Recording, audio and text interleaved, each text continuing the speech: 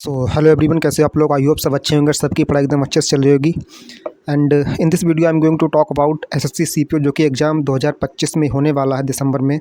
उसके बारे में बात करूंगा और मैं इस वीडियो में आपको एसएससी सीपीओ एग्ज़ाम के बारे में हर एक चीज़ के बारे में डिस्कस करूंगा। तो सबसे पहले हम स्टार्ट करते हैं कि जो सीपीओ एग्ज़ाम है उसमें कौन कौन से सब्जेक्ट्स आते हैं, कितने क्वेश्चन आते हैं, कितने मार्क्स के आते हैं और क्या टाइम मिलता है, क्योंकि अभी इसमें कुछ चेंजेस भी देखने को मिले हैं। तो सबसे पहले हम बात करते हैं कि बिना कुछ बातें करते हुए कि जो रीजनिंग आती है 50 क्वेश्चन आते हैं, 50 मार्क्स के होते हैं। जीके जीएस भी 50 क्वेश्चन 50 मार्क्स के। क्वांटिटिव एप्टीट्यूड भी 50 क्वेश्चन और 50 मार्क्स के। और वैसे इंग्लिश 50 क्वेश्चन 50 मार्क्स के। आपको सामने सब स्क्रीन पर दिख रहा है। और अगर हम टाइम की बात करें तो 2 घंटे मिलते हैं, लेकिन पहले जो था वो सेक्शन टाइम नहीं लगता था, अब सेक्शनल टाइम लग रहा है, क्योंकि हर सब्जेक्ट के लिए आपको 30 मिनट्स मिलेंगे ईच सब्जेक्ट के लिए। अगर रीजनिंग करनी है आपको तो 30 मिनट्स में करनी पड़ेगी, जीके करनी है तो आपको 30 मिनट्स में करनी पड़ेगी। क्वांटिटिव एप्टीट्यूड अगर आपको करना है तो उसके लिए भी आपको केवल 30 मिनट ही मिलेंगे। और ये सबसे बड़ा ड्रॉबैक है, क्योंकि रीजनिंग के लिए 30 मिनट्स मान सकता हूँ, ठीक है। जीके जीएस के लिए 30 मिनट्स ज़्यादा हैं, लेकिन क्वांटिटिव एप्टीट्यूड के लिए 30 मिनट्स कम है, क्योंकि मैथ्स ऐसा सब्जेक्ट है इसके लिए हम कोई भी ऐसा नहीं कर सकते हैं कि मतलब आप 30 मिनट्स में सब क्वेश्चन हो ही जाएंगे, या मतलब कुछ क्वेश्चन लेंथी भी हो सकते हैं। इंग्लिश के लिए भी 30 मिनट ठीक ठाक है। तो ये चीज़ गलत रखी इन्होंने, इनको मैथ्स के लिए टाइम बढ़ाना चाहिए था, जीके जीएस और इंग्लिश में थोड़ा टाइम काट लेना चाहिए था। तो ये हो गई बात जो टीयर 1 होगा इसमें उसकी। अब हम चलते हैं टीयर 2 में क्या होगा।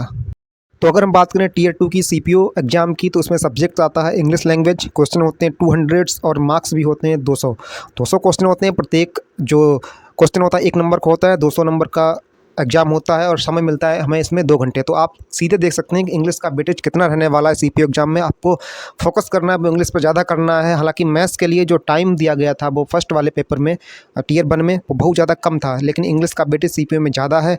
तो हमने टीयर 1 और टीयर 2 की जो सिलेबस है, जो क्या क्या आता है, उसको हमने देख लिया। अब चलते हैं नेक्स्ट चीज़ पर, जो कि है सीपीओ क्या होता है। सीपीओ सेंट्रल पुलिस ऑर्गेनाइजेशन, जिसको हम कह सकते हैं, हालांकि आजकल सीपीओ तो कोई नहीं कहता है, सीएपीएफ कह सकते हैं। सेंट्रल आर्म जो पुलिस फोर्स होता है उसमें हम जाते हैं, उसमें जाते हैं। इसके चयन होने के बाद देखिए 2 चीज़ें होती हैं। एक तो जो एग्ज़ाम होता है एसएससी जीडी का, एसएससी जीडी के थ्रू हम जो सीआईएसएफ है, बीएसएफ है, सीआरपीएफ है, आईटीबीपी, एसएसबी और दिल्ली पुलिस, इन सब में जो लोअर रैंक है, सिपाही वगैरह कांस्टेबल की रैंक पर जाते हैं। लेकिन जो सीपीओ एग्जाम कराता है उसमें तो दिल्ली पुलिस में हम सब इंस्पेक्टर होते हैं। ये सीआईएसएफ, बीएसएफ, सीआरपीएफ, आईटीबीपी, इन सब में इन सब इंस्पेक्टर की पोस्ट हमें अलॉट की जाती है। तो हमने बता दिया आपको सीपीओ के थ्रू आपको जो जॉब मिलेगी वो कहाँ मिलेगी।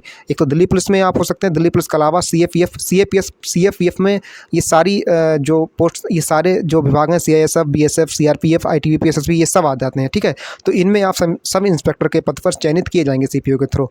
चलिए अब हम अगली स्लाइड देखते हैं। तो आइए अब हम डिस्कस करते हैं इस वीडियो का सबसे इम्पोर्टेंट पार्ट, जो कि है कि सीपीओ एग्ज़ाम जो कि होने वाला दिसंबर में, इसके फॉर्म फिलिंग कब होंगे। तो 29 सितंबर से इसके फॉर्म स्टार्ट हुए थे और 16 अक्टूबर तक इसके फॉर्म जो हैं फिल किए जाएंगे।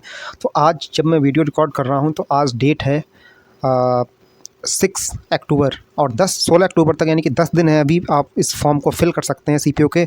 और इनका जो एग्ज़ाम होगा वो दिसंबर में होने की पूरी उम्मीद है। तो अभी टाइम है 10 दिन का, आराम से फॉर्म फिल कर दीजिए।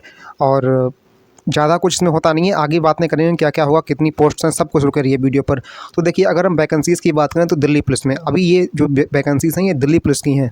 सब इंस्पेक्टर के लिए मेल कैटेगरी में 142 हैं, फीमेल के 70 हैं, और टोटल पोस्ट जो अलॉट की गई हैं दिल्ली पुलिस में 212 हैं।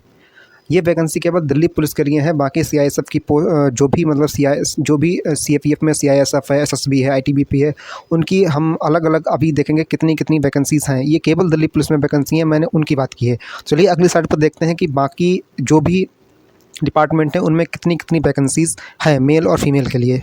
तो सीएपीएफ की वैकेंसीज़ की अगर हम बात करें, सीआरपीएफ में 1029 वैकेंसी हैं, बीएसएफ में 223 वैकेंसी हैं, आईटीबीपी में 233 हैं, और सीआईएसएफ में 1294 वैकेंसीज़ हैं। वैसे ही एसएसबी में 82 वैकेंसीज़ हैं। टोटल वैकेंसी जो है 2861 वैकेंसीज़ जो है टोटल सीएपीएफ में हैं, ठीक है। ये वैकेंसीज़ सीएपीएफ में है, दिल्ली पुलिस की मैंने अभी छोड़ दी हैं।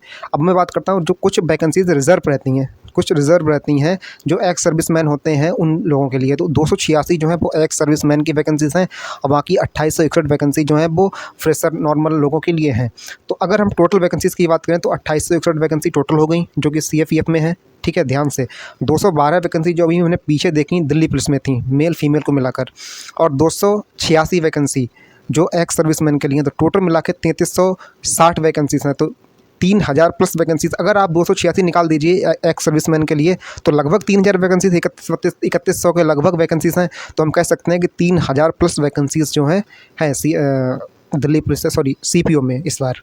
तो यहाँ तक आई थिंक क्लियर हो गया होगा सब कुछ कि दिल्ली पुलिस में वैकेंसीज़ 212 हैं, ठीक है। और बाकी CFEF में जितनी पोस्ट्स हैं मैंने सारी सामने लिखी हुई हैं, सबकी वैकेंसीज़ लिखी हुई हैं, एक्स सर्विसमैन की भी लिख दी हैं, ठीक है। अब हम चलते हैं अगली स्लाइड पर।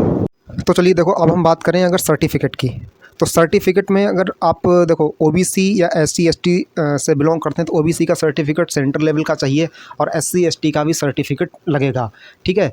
और अगर आप जनरल UR में हैं तो EWS अगर आप लगाते हैं तो उसका भी सर्टिफिकेट आपको लगेगा। लेकिन देखो मेन चीज़ में ये मैंने स्लाइड इसलिए यहाँ लगाई है कि अगर सर्टिफिकेट नहीं है तो कोई क्या करे। देखो मान लो कोई OBC का बंदा है और उसका अगर सर्टिफिकेट नहीं बन पाया उस टाइम तक, या सर्टिफिकेट में कोई गड़बड़ी है, तो फिर वो UR में कंसीडर किया जाएगा। लेकिन प्रॉब्लम यहाँ पर एक ये भी है कि अगर आप UR में कंसीडर तो कर लिए जाएंगे, लेकिन UR की जो एज लिमिट है 20 से 25 है, ठीक है, और OBC की 28।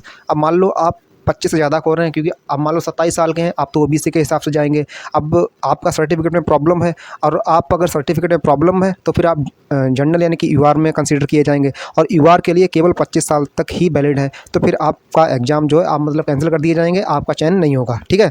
तो मैंने साफ साफ नीचे लिख रखा है UR की एज ओनली 20 से 25 ईयर्स है। अगर आप इससे ज़्यादा हुए सिलेक्ट नहीं होंगे। अगर आप SC ST या OBC से किसी से भी हैं और अब आप लगा रहे हैं अपना सर्टिफिकेट, सोच रहे हैं कि अगर सर्टिफिकेट नहीं है तो UR में कंसीडर हो जाएंगे। एज के क्राइटेरिया मैंने पीछे ही बात कर ली थी कि UR के लिए 20 साल से 25 साल है, 1 अगस्त इन्होंने जो है पैरामीटर लगा दिया है, और OBC के लिए 28 साल है, SC ST के लिए 5 साल की छूट मिल जाती है, 30 साल है।